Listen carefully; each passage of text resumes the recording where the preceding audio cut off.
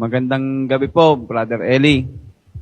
Tanong ko lang po, pag namatay po ba ang tao, saan po ba napupunta? Sa langit po ba o sa lupa? Pangalawang tanong ko po, ang abuluyan po ba talaga, magkano po ba at paano po ba dapat ibigay?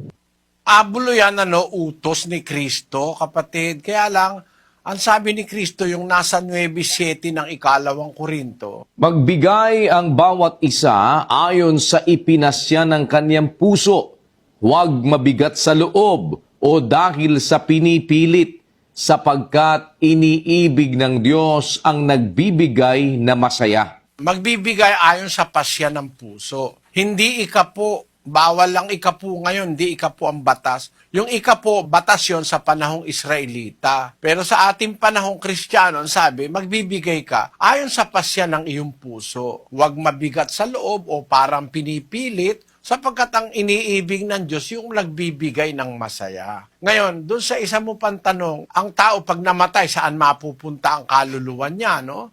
Ang sabi sa Biblia, ganito, yung katawan ng tao, pag namatay, mababalik yung lupa sa lupa, yung alabok sa alabok. Yung espiritu babalik sa Diyos. Basahin natin yung Ecclesiastes 12:7. At ang alabok ay mauuwi sa lupa gaya ng una, at ang espiritu ay mababalik sa Diyos na nagbigay sa kanya. Hindi mapupunta sa purgatorio, wala no. Ang alabok, babalik sa alabok. Tapos yung espiritu, babalik sa Diyos. Pagdating ngayon ng araw ng paghuhukom, bubuhayin kang mag-uli. Bubuhayin uli yung katawan mong namatay. Kaya ang tawag dun sa Biblia, pagkabuhay na mag-uli. 37:4 ng Ezekiel. Muling sinabi niya sa akin, manghula ka sa mga butong ito at sabihin mo sa kanila, O kayong mga tuyong buto, inyong pakinggan ang salita ng Panginoon. Ganito ang sabi ng Panginoong Diyos sa mga butong ito,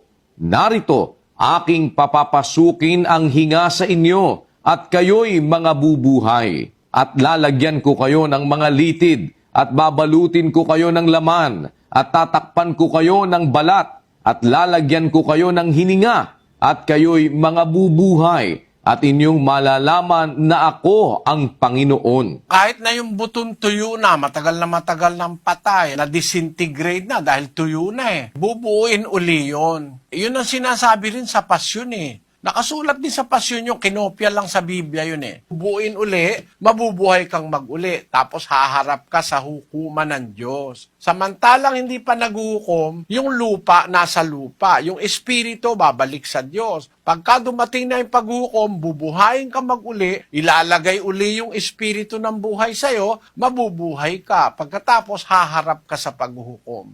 Yun ang mangyayari, kapatid. Sana naunawaan mo. Salamat po, Brother Eli. Mat din, salamat.